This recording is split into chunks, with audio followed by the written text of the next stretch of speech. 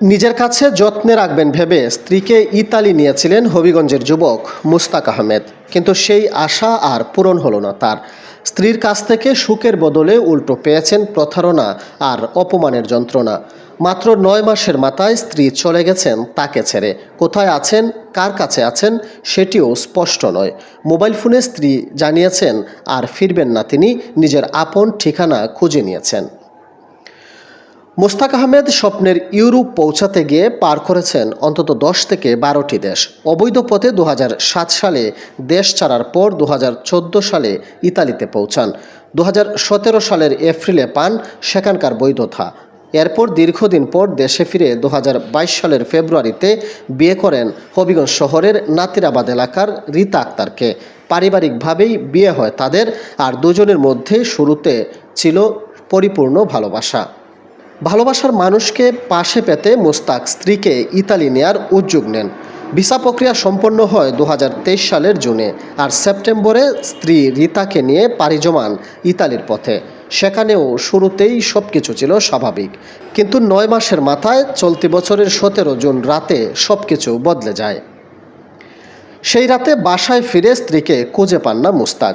ঘরে নেই কোনো প্রয়োজনীয় কাগজপত্র, নেই কোনো কাপড় চোপড়। স্ত্রীর মোবাইল নম্বরে কল দিলে তিনি জানান, আমি বাসে আছি, নিজের ঠিকানায় যাচ্ছি, আর ফিরব না। অনেক অনুরোধ করেও স্ত্রীর মন গলাতে পারেননি মুস্তাক। মান সম্মানের কথা ভেবে বারবার ফিরে আসার অনুরোধ করলেও স্ত্রী কেটে দেন ফোন। পরদিন ফের আবারও ফোন করে সাফ জানিয়ে দেন তিনি আর ফিরবেন না। স্ত্রী কোথায় আছেন, কার সঙ্গে আছেন তা আজও অজানা মুস্তাকের কাছে। স্ত্রী চলে যাওয়ার খবর জানালে শ্বশুরবাড়ির পক্ষ থেকেও কোনো সহযোগিতা বা জবাব পাননি তিনি। নিরুপায় হয়ে গত ২৩ জুন বিকেলে ইতালি পুলিশের কাছে লিখিত অভিযোগ করেন মুস্তাক আহমেদ। এ যেন এক নিঃস্ব মানুষ দাঁড়িয়ে আছেন ভাঙা স্বপ্নের ধ্বংসস্তূপে। চোখে জল নেই, আছে কেবল যন্ত্রণা আর অপমান।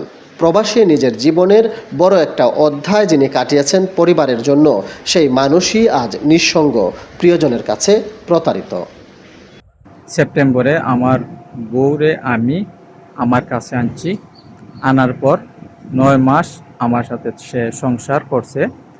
তো সংসার করার পর চলতি মাসের ১৬ তারিখে সে আমার কাছ থেকে পালিয়ে গেছে। চলতি মাসের ১৬ তারিখ বিকাল ৪টার সময় আমি খামে গেছি। কাজ থেকে আইসা রাত্রে ১২টার পরে আমি দেখতেছি সে বাসাত নাই। সে কাপড় চোপড় তার ডকুমেন্ট নিয়ে চলে গেছে। তারে ফোন দিলাম, তুমি কোথায়? বলছে আমি চলে যাচ্ছি, আমি তোমার কাছে থাকবো না আর তোমার কাছে আসবো না, আমি বাসের মধ্যে আছি।